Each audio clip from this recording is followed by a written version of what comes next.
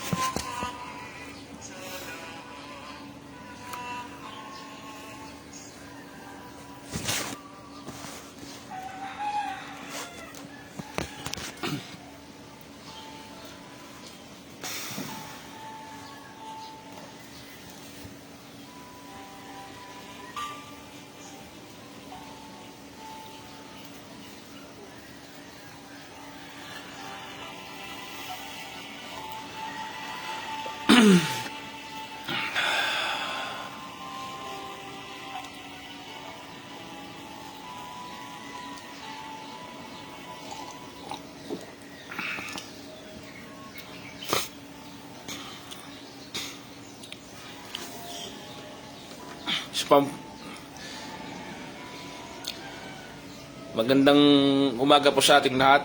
Ngayon po ay Maundy Thursday, Holy Week, April 2, 2026.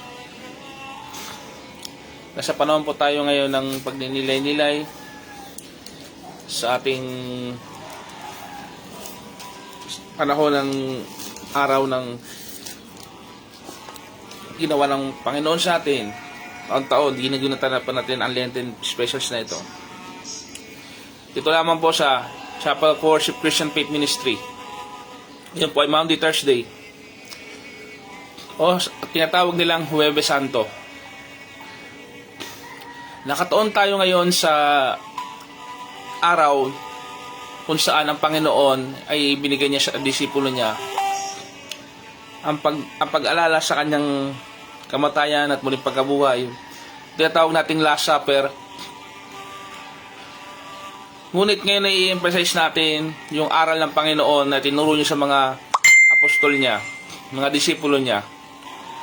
Ang aral patungkol sa pagpapakumbaba o paglilingkod. At itong bagong utos na itinuturo na kaiba sa mga nauna, mga propeta, ang pagpapakumbaba, ang paglilingkod, isang bagong utos ng Panginoong Hesus na mag-ibigan tayo. Ang halimbawa, ang pamagat na ating pag-aaralan ay ang halimbawa ng tunay na pag-ibig. Ang teksto po natin ay mababasa natin sa Aklat ni Juan o sa Ebanghelyo ayon kay Juan, Kabanata 13.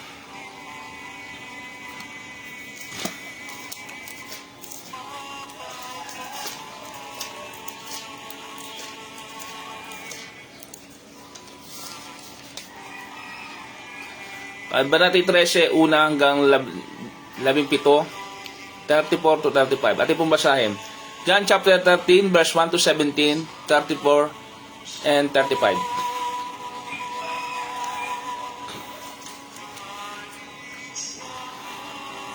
Bago mga magpista ng Paskuwa, sa pagkaalam ni Jesus na dumating na ang kanyang oras na paglipat niya mula sa sanlibutan ito hanggang sa Ama, sa pagkaibig sa Kanya na nanga sa sanlibutan ay inibig niya sila hanggang sa katapusan. At habang umahapon nang mailagay na ng Diablo sa puso ni Judas Iscariote na anak ni Simon ang pagkakanulo sa Kanya, si Jesus sa pagkatalastas na ibinigay na ng Ama ang lahat ng mga bagay sa Kanyang mga kamay, at siya'y naggaling sa Diyos at sa Diyos din na paroroon, ay nagtindig sa paghapon at isinatabi ang kanyang mga damit, at siya'y kumuha ng isang tuwalya at ibiligkis sa kanyang sarili.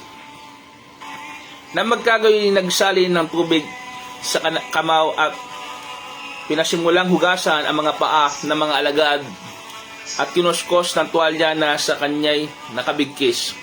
Sa gayon lumapit siya kay Simon Pedro, sinabi niya sa kanya, Panginoon, huhugasan mo baga ang aking mga paa?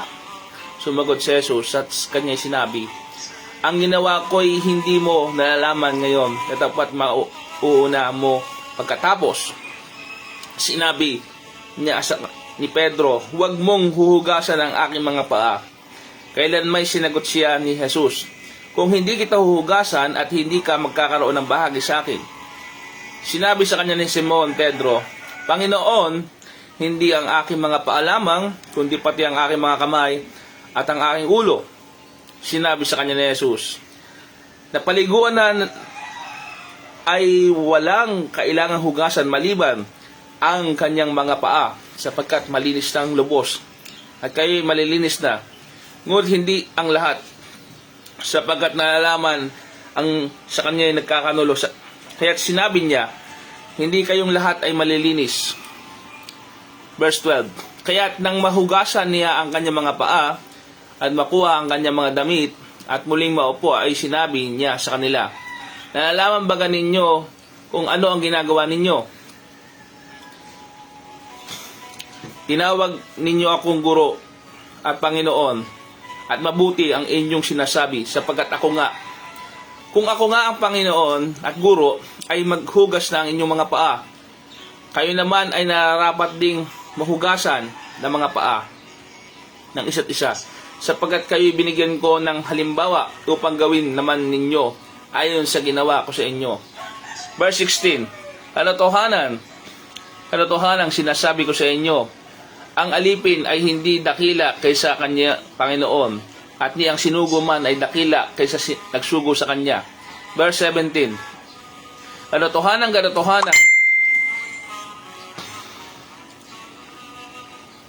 sinasabi ko sa inyo, ang alipin ay hindi dakila kaysa kanyang Panginoon, ni ang sinugo man ay dakila kaysa nagsugo sa kanya.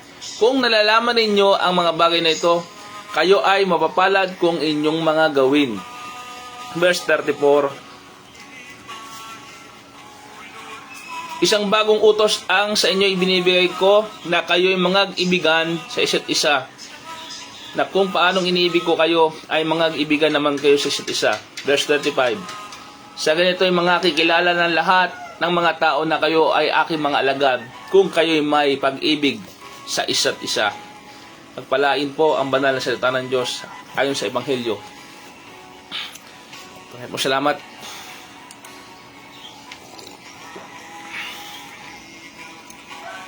Mga magandang umaga po sa ating lahat ng mga taga-subaybay.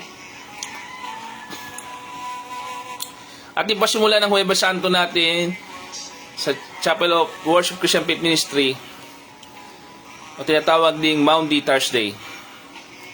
Ang Maundy, mula ito sa salitang Latin na mandatum, na ang ibig sabihin ay utos. Sa gabing ito, bago siya ipagkanulo, nag-iwan si Jesus ng isang mahalagang halimbawa at isang bagong utos sa kanyang mga alagad.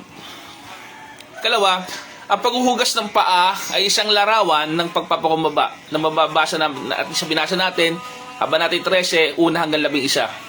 Sa kulturang mga Hudyo, ang paghuhugas ng paa ay gawain ng pinakamababang alipin. Ngunit, sa tekstong ito, na pinag-aralan naman natin sa Biblia, ang Panginoon mismo, Panginoong Jesus, ang naghugas ng paa ng kanyang mga disipulo.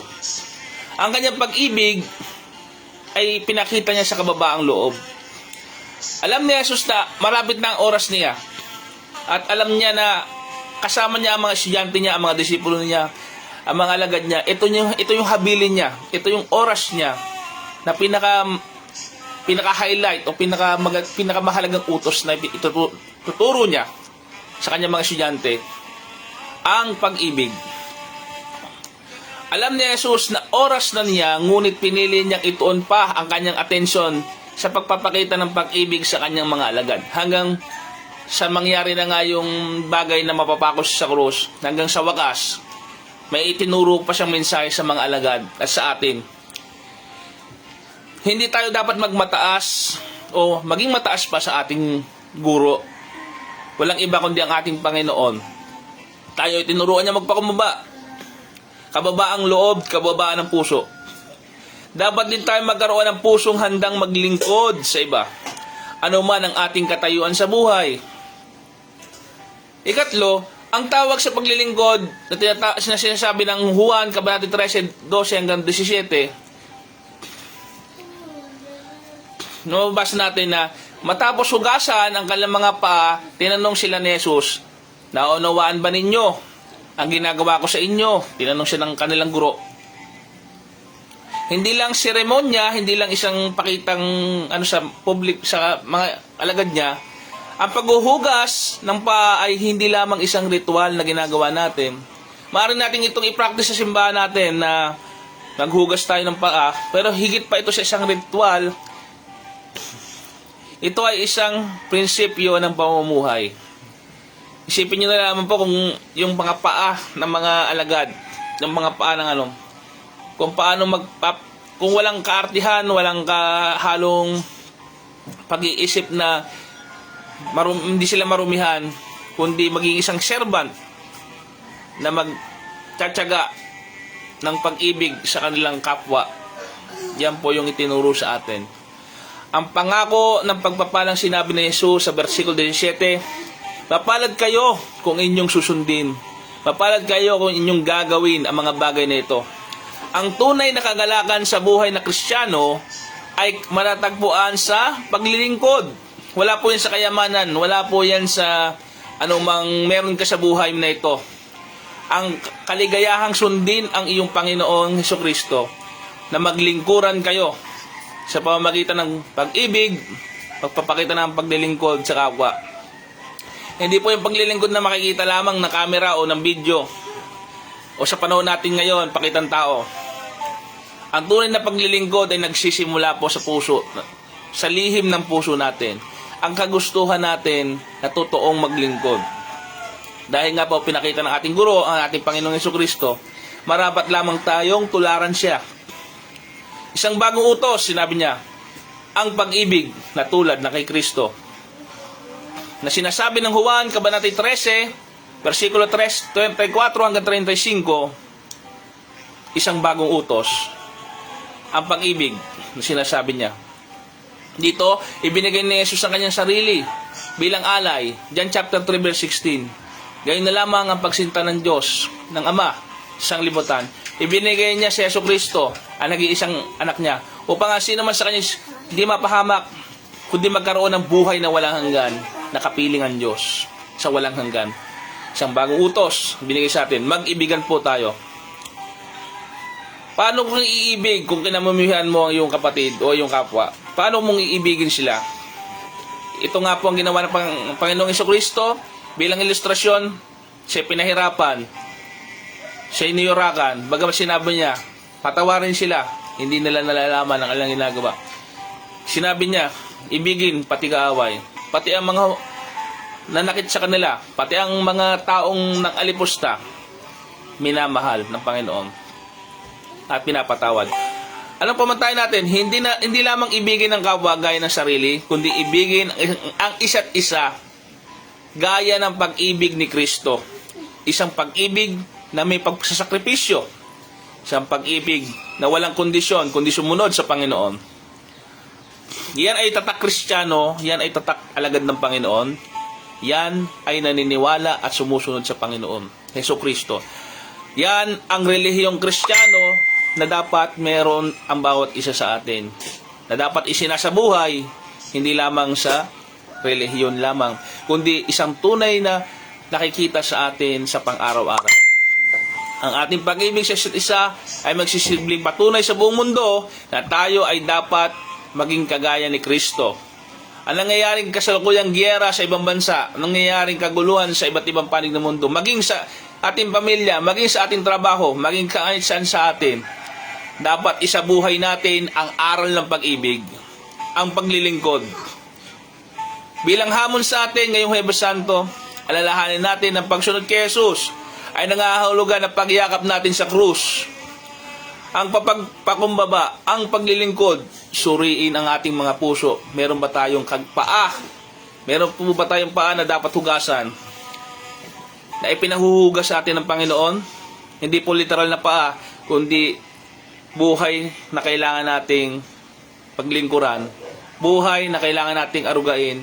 Dahil kung pinaglingkuran mo ang iyong kapwa, pinaglingkuran mo na rin ng Panginoon. May mga kasalanan ba tayong ayaw nating bitiwan? May mga hadlang ba sa pananampalataya? Magsilbing aral ito. Mahalin mo ang iyong kapwa, gaya ng pagmamahal mo sa iyong sarili. Yan ang isa sa mga utos sa Panginoon. Ibigin mo siya ng buong lakas, buong mong kaluluwa, buong ikaw.